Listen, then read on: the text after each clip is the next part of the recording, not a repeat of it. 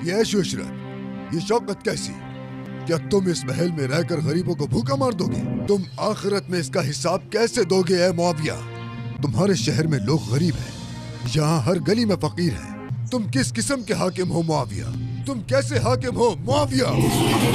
कैसे हाकिम हो तुम? हाँ, ऐ अबू सुफियान के बेटे, अगर तुमने ये महल लोगों के पैसों से बनाया है तो ये नाइंसाफी, और अगर तुमने ये महल अपने पैसों से बनाया है तो ये इसराफ और हराम है। जुंदब, ये थैला अपने लिए ले लो, सोने से भरा हुआ है। कब से जुंदब माले गनीमत अपने लिए लेता है? कोई भी इस कारवां का माल नहीं छुएगा, क्योंकि ये माल गरीबों का है। समझ गए तुम? ए मुआविया, तुम अपने बाबा अबू सुफियान, अबू लहब और अल हाकिम के पास जाओ कि अगर उन्होंने गरीबों के साथ जुल्म ज्यादती जारी रखी, जो भी कारवां शाम से आएगा या जाएगा, उस कारवां को जुंदब का सामना करना पड़ेगा।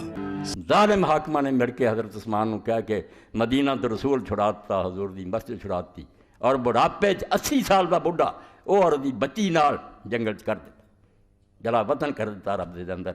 और जिस साल ना मौत आई और जनादा अब्दुल्ला बिन मसूद अली पहुँच गया, पढ़िया सारी दुनिया के सामने बहुत मजलूमी की मौत मरे। और मक्के हज से गया, हज़रत उस्मान ने हुक्म लगाता भी किसी को दीन नहीं दस सकता। तो सही बुखारी च किसी आदमी ने आख्या, वो फतवे दे रहा सी कि तेन पता नहीं तेरे से पाबंदी लगाती गई भी तू लोगों को दीन नहीं दस सकता। उस आख्या इतने मेरे तलवार रखती गए, और मैं समझा ये चलद्या भी मैं रसूलों की एक हदीस बयान कर सकता, तो मैं रुकना कोई, तुसी हुक्म दो जो मर्जी करते रहो। इक़्तिदार और सल्तनत और हुकूमत के एतबार से वो नमरूद और फिरौन का मकाम हासिल कर ले, वो नाकाम है, खाइब है, खासिर है, बर्बाद है। और अबू ज़र ग़िफ़ारी कामयाब है, चाहे उनके पास कुछ नहीं। इस्लाम का पहला रॉबिन हुड, एक ऐसा खामोश हीरो जो कि इस्लाम लाने से पहले ही अमीरों का माल लूटकर गरीबों के घरों में जाकर तकसीम किया करता। एक ऐसा सुपर हीरो जो कि इस्लाम की यानी दुनिया की सबसे कीमती दौलत मिलने के बाद पूरी ज़िंदगी इसको लोगों के अंदर तकसीम करता रहा, लेकिन उम्र के आखिरी हिस्से के अंदर इसको दीवाना कहकर अपने ही घर से जिलाद वतन कर दिया गया, और दूर सहरा बियाबान के अंदर जहाँ पर जानवर भी जाने से डरते थे, इस्लाम के इस हीरो की तन तनहा अपनी बीवी के साथ रहते हुए वफात हो जाती है। एक ऐसा सहाबी रसूल जिसके बारे में नबी करीम सल्लल्लाहु अलैहि वसल्लम का फरमान था कि इस आसमान के नीचे इस जैसा सच्चा शख्स इस वक्त और कोई नहीं, और ये मेरी उम्मत में ईसा इब्ने मरियम के जैसा है, यानी दुनिया और इसके मालो दौलत से इसको कोई लगाव नहीं है। एक ऐसा सहाबी रसूल जिसके बारे में नबी करीम सल्लल्लाहु अलैहि वसल्लम ने फरमाया था कि तू दुनिया में अकेला आया था, अकेला ही दुनिया से जाएगा, और क़यामत के दिन भी अकेला ही उठाया जाएगा, यानी क़यामत तक जिस वीराने के अंदर आप दफन है वहाँ पर और कोई कब्रिस्तान भी नहीं बनेगा, ना कोई आबादी आएगी। मगर अफसोस कि आज भी ज़्यादातर मुसलमानों को फिक्शनल सुपर हीरोज़ मसलन सुपरमैन, बैटमैन, आयरन मैन के नाम तो पता होंगे, लेकिन इस असल ज़िंदगी के हीरो का कोई नाम तक नहीं जानता। हम बात कर रहे हैं सहाबी रसूल हज़रत अबू ज़र ग़फ़ारी रज़ी अल्लाह तआला अन्हु की। हज़रत अबू ज़र ग़फ़ारी की ज़िंदगी और इनके हालात को जानने के लिए पत्थर जैसा दिल चाहिए, क्योंकि उन्होंने इस्लाम के लिए वो कुर्बानियाँ दी हैं जो कि क़यामत तक याद रखी जाएंगी। इनका असल नाम था जुंदब बिन जुनादा, जो कि कबीला गफ़ार से ताल्लुक़ रखते थे, और ये मक्का और मदीना के दरमियान मौजूद एक इलाका था। वैसे तो ये कबीला डाका जनी और राजनी के लिए मशहूर था, मगर इन्हीं डाकुओं के अंदर इस्लाम लाने से पहले एक ऐसा इंसान था जो कि दिल से नेक और सच बोलने वाला, इंसाफ पसंद था, और उस शख्स को इस बात पर सबसे ज़्यादा तकलीफ होती थी कि अमीर और गरीब के दरमियान इतना ज़्यादा फ़र्क क्यों है। आखिर अमीर लोग गरीबों का हक मारकर हर सहूलत और ऐश से फ़ायदा उठाएं, और गरीब बस इसकी ग़ुलामी करता हुआ नस्ल दर नस्ल मर जाए। ये खुदा का किस तरह का इंसाफ है। और इसी वजह से वो अरब के खसूसन मक्का के अमीर ताजरों मसलन अबू सुफियान का काफ़िला जो कि शाम से तिजारत के लिए जाया करता था, इसको लूट कर ये तमाम माल गरीबों के अंदर जाकर तकसीम कर दिया करते। और इसी नेक इंसान इस्लाम के रॉबिन हुड और सच्चे इंसान का नाम था अबू ज़र ग़फ़ारी रज़ी अल्लाह तआला अन्हु। इस्लाम लाने से पहले भी अबू ज़र ग़फ़ारी वो शख्स थे जो कि ना सिर्फ गरीबों का हक दबाने वालों से नफरत करते थे, बल्कि बुतों की पूजा से भी सख्त नफरत थी इनको। ये तुम्हारा खुदा है? क्या ये तुम्हें बनाने वाला है? क्या ये आसमान का मालिक है? ये सिर्फ एक पत्थर है जो कुछ नहीं कर सकता। और वो अक्सर तन्हाई के अंदर एक खुदा की इबादत किया करते थे, क्योंकि इनके दिल में ये सवाल उठते थे कि क्या ये पत्थर और लकड़ी के बुत वाकई खुदा हो सकते हैं। उनको एक सच्चे खुदा की तलाश थी, जैसे कोई प्यासा पानी की तलाश में हो। مگر مکہ میں ابھی تک رسول پاک صلی اللہ علیہ وآلہ وسلم نے اعلان نبوت نہیں کیا تھا۔ مگر جیسے ہی آپ نے اعلان کیا تو انہوں نے اپنے بھائی کو مکہ بھیجا کہ جا کر خبر لاؤ کہ یہ نیا دین کیا ہے۔ ان کے بھائی نے واپسی پر آ کر بتایا کہ محمد نامی ایک شخص خدا کی عبادت کی بات کرتا ہے، وہی خدا جس کو تم تلاش کر رہے ہو۔ اب ابو ذر سے یہ سن کر کہاں رہ جانا تھا، وہ فوراً سے مکہ گئے اور وہاں پر کئی دن تک انہوں نے نبی کریم صلی اللہ علیہ وآلہ وسلم کو مکہ میں ہی ڈھونڈنے کی کوشش کی۔ اب کسی اور سے آپ کے بارے میں نہیں پوچھ سکتے تھے، کیونکہ ان دنوں کے اندر اسلام لانے والوں کے ساتھ عرب کے مشرک سردار بہت زیادہ ظلم کر رہے تھے۔ آخرکار وہ ایک دن تھک ہار کر کعبہ کے سین میں بیٹھ گئے اور یہاں پر انہوں نے حضرت علی کو اپنی طرف آتے ہوئے دیکھا۔ حضرت علی رضی اللہ تعالیٰ عنہ نے ان کے پاس آ کر اخلاقاً سوال کیا کہ آپ کون ہیں اور یہاں پر کس کام سے آئے ہیں؟ ابو ذر غفاری نے بتایا کہ میں پردیسی ہوں اور یہاں پر کسی کام سے آیا ہوں، لیکن وہ کام کیا ہے میں فی الحال آپ کو بتانے میں کمفرٹیبل نہیں ہوں۔ حضرت علی نے سن کر کہا کہ آپ میرے ساتھ میرے گھر چلیں، آپ میرے مہمان ہیں۔ 3 دن تک ابو ذر غفاری حضرت علی کے ہاں مہمان رہے۔ نہ حضرت علی نے پوچھا کہ وہ کام کیا تھا، نہ حضرت ابو ذر غفاری نے ان کو بتایا۔ آخرکار تیسرے روز گھر کو چھوڑ کر جاتے ہوئے ابو ذر غفاری نے دل میں سوچا کہ یہ شخص تو انتہائی نیک اور شریف آدمی ہے، کیوں نہ اس سے دل کی بات کی جائے۔ لہٰذا حضرت علی سے ڈرتے ڈرتے پوچھا کہ کیا تم محمد کو جانتے ہو؟ حضرت علی نے فرمایا کہ جی ہاں، واقعی وہ اللہ کے نبی ہیں اور میں انہی کے دین پر ہوں۔ اور یوں ان کی اسلام کی تلاش رسول اللہ صلی اللہ علیہ وآلہ وسلم کے پاس پہنچ کر ختم ہوئی، کیونکہ رات کی تاریکی کے اندر حضرت علی ان کو لے کر رسول اللہ کے پاس پہنچے۔ جب رسول اللہ صلی اللہ علیہ وآلہ وسلم نے قرآن کی چند آیات پڑھ کر سنائی تو وہ فوراً بول اٹھے کہ میں گواہی دیتا ہوں کہ اللہ کے سوا کوئی معبود نہیں اور محمد الرسول اللہ صلی اللہ علیہ وآلہ وسلم اللہ کے رسول ہیں۔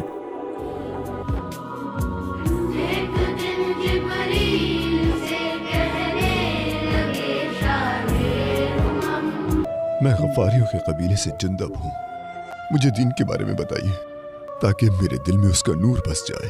اب ابو ذر غفاری اسلام میں کتنا اعلیٰ مقام رکھتے ہیں، آپ اس بات سے اندازہ لگا لیں کہ وہ اسلام قبول کرنے والے 5ویں یا پھر 6ٹھے شخص تھے۔ ایمان لانے کے بعد نبی کریم صلی اللہ علیہ وآلہ وسلم نے ان کو نصیحت کی کہ اپنے ایمان کو خفیہ رکھو، کیونکہ مکہ کے لوگ بہت سخت ہیں، تم پر ظلم کریں گے۔ لیکن حضرت ابو ذر غفاری کی فطرت کیونکہ نڈر تھی تو انہوں نے فوراً کعبہ کے سامنے کھڑے ہو کر اعلان کر دیا کہ اے قریش، میں مسلمان ہو گیا ہوں اور مجھے اب کسی بات کا کوئی خوف نہیں۔ میں گواہی دیتا ہوں کہ اللہ ایک ہے اور محمد صلی اللہ علیہ وآلہ وسلم اس کے سچے رسول ہیں۔ اب ظاہر ہے کہ اس اعلان کے بعد ان کے ساتھ بھی وہی کچھ ہونا تھا جو کہ مکہ کے باقی مسلمانوں کے ساتھ ہو رہا تھا۔ ان کو بھی بری طرح سے مارا گیا، لیکن ابو ذر غفاری نے پھر بھی جواب دیا کہ محمد سچے ہیں، میں ان کے ساتھ کھڑا رہوں گا، چاہے اب میری جان ہی کیوں نہ چلی جائے۔ یہ ہوتا ہے اصل سپر ہیرو۔ یقین کریں اگر آپ ایک ایک صحابی کی زندگی کو پڑھیں، ان کی قربانیاں دیکھیں، تو ہر صحابی آپ کو اپنے اپنے انداز کے اندر ریئل لائف کا سپر ہیرو نظر آئے گا۔ حضرت ابو ذر غفاری کی زندگی سادگی، صداقت اور تقوی کی تصویر تھی، کیونکہ انہوں نے کبھی بھی مال و دولت کو اہمیت ہی نہیں دی، صرف اتنا مال خود پر لگایا جو کہ زندہ رہنے کے لیے ضروری تھا۔ نبی کریم صلی اللہ علیہ وآلہ وسلم نے ان کے بارے میں فرمایا تھا کہ اس آسمان کے نیچے اور زمین کے اوپر ابو ذر غفاری سے زیادہ سچا انسان کوئی نہیں ہے۔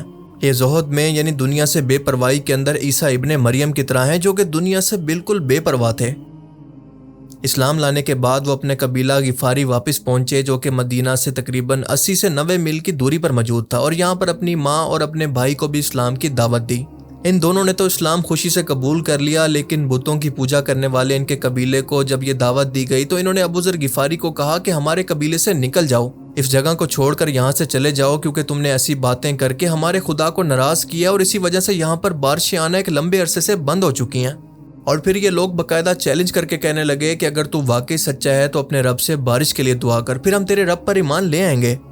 حضرت ابو ذر غفاری نے یہ سنا تو ایک بڑے میدان کے اندر جا کر اللہ سے بارش کے لیے دعا کے لیے ہاتھ اٹھا دیے، اور دیکھتے ہی دیکھتے آسمان بادلوں سے بھر گیا، فوراً سے بارش شروع ہو گئی۔ اس کرامت کو دیکھ کر سب کے دل پگھل گئے اور پورا کا پورا قبیلہ ابو ذر غفاری کے ہاتھ پر اسلام قبول کر لیتا ہے۔ اپنے قبیلے کے ساتھ رہتے ہوئے وہ ابتدائی غزوات جیسا کہ غزوہ بدر، احد، خندق وغیرہ کے اندر شامل نہیں ہو سکتے تھے، لیکن جب رسول اللہ صلی اللہ علیہ وآلہ وسلم نے مدینہ کی طرف ہجرت کی تو انہی دنوں کے اندر ابو ذر غفاری بھی مدینہ کے اندر آ کر شفٹ ہو گئے۔ رسول پاک صلی اللہ علیہ وآلہ وسلم نے خود آپ کے لیے ایک پاک سیرت بیوی دیکھ کر آپ کا نکاح بھی کروایا۔ اس کے بعد ابو ذر غفاری دن رات مسجد نبوی کے اندر رہتے، رسول پاک صلی اللہ علیہ وآلہ وسلم کے قریب بیٹھتے، آپ سے قرآن سنتے، سوال کرتے، اور جو کچھ بھی سیکھتے اسے لوگوں تک پہنچانے کی کوشش کرتے، اور ان کا زیادہ تر وقت عبادت، ذکر الہی اور نبی کریم صلی اللہ علیہ وآلہ وسلم کی صحبت میں گزرا۔ اس شخص کو دنیا کی لذتوں سے کوئی دلچسپی نہیں تھی کیونکہ ان کا دل صرف اللہ اور اس کے رسول کی محبت سے بھرا ہوا تھا۔ ان کی ٹوٹل نیٹ ورتھ تھی صرف ایک چادر، چند بکریاں اور کھجوروں پر گزارا کرنا۔ آخرکار وقت آتا ہے غزوہ تبوک کا، اور قرآن کریم کے اندر آیات نازل ہو گئی کہ جو اس غزوہ کے اندر شرکت نہیں کرے گا وہ منافق ڈکلیئر ہوگا، سوائے ان لوگوں کے جن کے پاس واقعی کوئی جینون بہانہ موجود ہو جنگ کے اندر شرکت نہ کرنے کا، کیونکہ مسلمانوں کو رومن حکومت سے ٹکرانا تھا اور کیسر روم کی 1.5 لاکھ کی فوج عرب کے بارڈر پر پہنچ چکی تھی اور مسلمانوں کے لیے ڈو اینڈ ڈائی کی صورتحال تھی۔ مدینہ سے تبوک کا فاصلہ تقریباً 700 کلومیٹر ہے۔ اب منافقین نے آ کر جنگ سے بچنے کے لیے بہانے بنا کر نبی کریم صلی اللہ علیہ وسلم سے ریکویسٹ کی کہ وہ جنگ کے اندر شامل نہیں ہو سکتے۔ اللہ کے نبی نے سب کی ظاہری باتوں کو سن کر مان لیا، چاہے ان کے دل میں جو کچھ بھی ہو۔ اب جنگ کے لیے مسلمانوں کی فوج آگے چل پڑی، لیکن ابو ذر غفاری پیچھے رہ گئے کیونکہ ان کے اونٹ نے اٹھنے سے انکار کر دیا تھا۔ بار بار کی کوشش کے باوجود وہ نہیں اٹھا، کیونکہ وہ کوئی مکینیکل سواری تو تھی نہیں جس کو سٹارٹ کر کے وہ صحرا کے اندر نکل پڑتے۔ بار بار کی کوشش کے باوجود بھی وہ نہیں اٹھا۔ اب حضرت ابو ذر غفاری چاہتے تو اسی بات کو بہانہ بنا کر مدینہ رک سکتے تھے، کیونکہ 700 کلومیٹر کا سفر اونٹ کے بغیر، اور وہ بھی ساز و سامان کے ساتھ جو کہ اونٹ پر لادنا تھا، بھلا اور کیسے ممکن تھا؟ مگر وہ کیونکہ ابو ذر غفاری تھے جو کبھی پیچھے نہیں رہ سکتے تھے، تو انہوں نے اپنا ساز و سامان اپنی کمر پر لادا اور پیدل بیابان صحرا کی طرف تبوک کے راستے کی طرف نکل پڑے، بالکل پیدل اور اپنے اوپر وزن اٹھا کر ایک تپتے صحرا کے اندر۔ ذرا ایک لمحے کے لیے تصور کریں، آپ کی روح تک کام جائے گی، کیونکہ آج کے ٹائم کے اندر بھی آپ اس طرح سے سفر کرنے کا سوچ ہی نہیں سکتے۔ جس جگہ مسلمانوں نے پڑاؤ ڈالا ہوا تھا وہاں پر رسول اللہ صلی اللہ علیہ وسلم کو صحابہ کرام فیڈ بیک دے رہے تھے کہ فلاں شخص بھی جنگ میں شرکت کے لیے شامل نہیں ہوا، آپ کا فلاں ساتھی بھی نہیں آیا۔ اور جب حضرت ابو ذر غفاری کا نام آیا تو آپ نے فرمایا کہ جو کچھ بھی ہو ابو ذر غفاری پیچھے نہیں رہ سکتا۔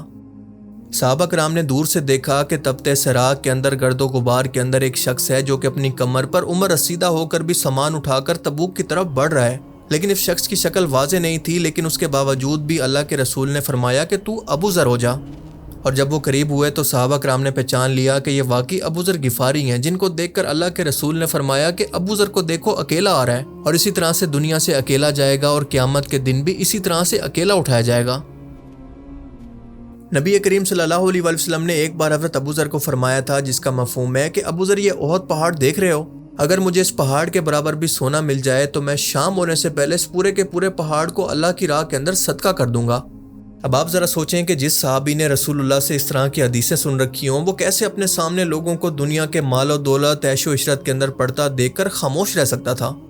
رسول اللہ صلی اللہ علیہ وسلم کی وفات کے بعد جب خلافت قائم ہوئی اور اسلامی سلطنت بڑھنے لگی، یہاں تک کہ حضرت عثمان رضی اللہ تعالیٰ عنہ کے دور کے اندر حضرت ابو ذر نے دیکھا کہ دولت کا انبار لگ چکا ہے، دولت کی ریل پیل ہے، لوگوں کے وظیفے لگ رہے ہیں اور امیروں کے محلات بننے لگے ہیں، تو ان کو رسول اللہ صلی اللہ علیہ وسلم کی وہ حدیث یاد آ گئی کہ میری امت کا فتنہ مال ہے۔ لہٰذا انہوں نے لوگوں کو قرآن کریم کی وہ آیات سنانا شروع کی کہ جو لوگ سونا چاندی جمع کرتے ہیں، اللہ کی راہ کے اندر خرچ نہیں کرتے، ان کے لیے دردناک عذاب ہے۔ سورہ التوبہ ورس 34۔ اب ابو ذر غفاری کیونکہ سینئر ترین صحابہ میں شامل تھے جنہوں نے اسلام کو زیرو سے لے کر بلندیوں تک پہنچتے ہوئے دیکھا تھا، لہٰذا وہ درد دل کی وجہ سے بنا کسی خوف کے حق بات کو کہہ دیا کرتے۔ حضرت عثمان کے آس پاس موجود لوگ، خاص طور پر ان کا مشیر مروان، آپ کے کان بھرنے کی کوشش کرتا کہ ابو ذر غفاری آپ کے خلاف مسلمانوں میں پھوٹ ڈالنے کی کوشش کر رہا ہے، اور یہی سوچ کر حضرت عثمان نے کہ ان کی وجہ سے مسلمانوں کے اندر کوئی خانہ جنگی یا پھر اختلاف شروع نہ ہو جائے، اسی لیے ابو ذر غفاری کو ملک شام بھیج دیا گیا۔ ملک شام کی سرزمین اس وقت حضرت امیر معاویہ کے کنٹرول میں تھی، جہاں کے لوگ کچھ ہی سال پہلے مسلمان ہوئے تھے، ان کو دین سکھانا بھی ضروری تھا۔ اب شام پہنچ کر بھی ابو ذر غفاری نے اپنی عادت کے مطابق وہی مشن جاری رکھا، لوگوں کو اسی طرح کی حدیثیں سنایا کرتے، اور اسی بات کو لے کر ان کا حضرت معاویہ سے سخت اختلاف اور سخت بحث رہتی تھی کہ وہ کہتے تھے کہ تم لوگ تو رسول اللہ کے صحابہ میں سے ہو، اس طرح آپ کے فرمان کو چھوڑ کر اگر تم لوگ مال و دولت کو اکٹھے کرنے میں لگ جاؤ گے تو باقی امت کا کیا ہوگا۔ ابو ذر غفاری شام کے اندر بھی مدینہ کی طرح لوگوں کو حدیثیں سنایا کرتے کہ جو شخص مال و دولت جمع کر کے زکوٰۃ نہیں دیتا، قیامت کے دن یہی مال اس کے گلے کا پھندا ہوگا۔ وہ کہتے تھے کہ میں نے رسول اللہ کو فرماتے ہوئے سنا ہے کہ جب تم دیکھو کہ امت کے لوگ سونا چاندی جمع کر رہے ہیں تو ان پر مٹی ڈال دو۔ اب ان کی باتوں کا اثر یہ ہوا کہ شام کے عام لوگ بھی دولت مند لوگوں کے طرز زندگی پر سوال اٹھانے لگے۔ حضرت معاویہ کو بھی ان کی انہی باتوں سے لگنے لگا کہ حضرت ابو ذر کی باتوں میں آ کر کہیں لوگ مجھ سے بغاوت نہ کر بیٹھیں۔ لیکن سینئر ترین صحابی رسول ہونے کی وجہ سے وہ چاہ کر بھی کچھ نہیں کر سکتے تھے سوائے اس کے کہ خلیفہ کو شکایت کریں کہ وہ ان کو مدینہ واپس بلا لیں، اور انہوں نے بالکل ایسا ہی کیا۔ حضرت عثمان کے حکم پر ایک بار پھر سے حضرت ابو ذر غفاری کو مدینہ بلا لیا گیا۔ حضرت معاویہ نے ان کو ایک سرکش اونٹ پر بٹھا کر اپنے 2 سپاہیوں کے ساتھ مدینہ روانہ کیا تو یہ انتہائی بے سر و سامانی کی حالت کے اندر، کمزور حالت کے اندر مدینہ پہنچے۔ سینئر ترین صحابی رسول ہونے کی وجہ سے لوگوں کا جمگٹا ان کے گرد جمع ہو گیا، اور لوگ چاہتے تھے کہ آپ ان کو اللہ کے رسول کی حدیثیں سنائیں، اور مدینہ پہنچ کر یہاں پر بھی اپنی عادت کے مطابق انہوں نے وہی حدیثیں بیان کرنا شروع کر دی جو کہ مال کو جمع کرنے کے خلاف تھیں۔ وہ کہتے تھے کہ میں وہی بات کہوں گا جو کہ اللہ کے نبی نے مجھ سے کہی تھی، پھر چاہے اس کے لیے دنیا کے بادشاہ مجھ سے ناراض ہی کیوں نہ ہو جائیں۔ لہٰذا ایک بار پھر سے مسلمانوں کے اندر اختلاف کے ڈر سے حضرت عثمان نے ان کو اپنے پاس بلا کر کہا کہ اے ابو ذر، آپ مدینہ سے کچھ دور کسی پرسکون جگہ پر چلے جائیں جہاں پر آپ عبادت اور ذکر الہی کے اندر مصروف رہ سکیں۔ اب یہ کیونکہ خلیفہ وقت کا حکم تھا جس کی اطاعت کا نبی کریم صلی اللہ علیہ وسلم نے خود امت کو حکم دیا تھا، لہٰذا ابو ذر نے یہ سن کر جواب دیا، مجھے دنیا سے کوئی شکوہ نہیں، میں وہیں پر رہوں گا جہاں پر میرا رب چاہے گا۔ سچ تو یہ تھا کہ ابو ذر غفاری کو سچ بولنے کی یہ سزا دی گئی کہ اس سرزمین سے نکل جاؤ، اور یوں وہ اپنی ایک بیٹی اور بیوی کے ساتھ مدینہ سے نکل گئے۔ حضرت علی وہ اکیلے شخص تھے جو کہ مدینہ کی باؤنڈری تک حضرت ابو ذر کو الوداع کرنے آئے اور یہ کہہ کر رک گئے کہ اس سے آگے جانے کا مجھے خلیفہ وقت کا حکم نہیں ہے، میں ان کی اطاعت کا پابند ہوں۔ حضرت ابو ذر نے حضرت علی کو گلے لگایا اور کہا کہ اے علی، تم نے وہی کیا جو کہ رسول اللہ کے بعد ایک سچے مومن کو کرنا چاہیے تھا۔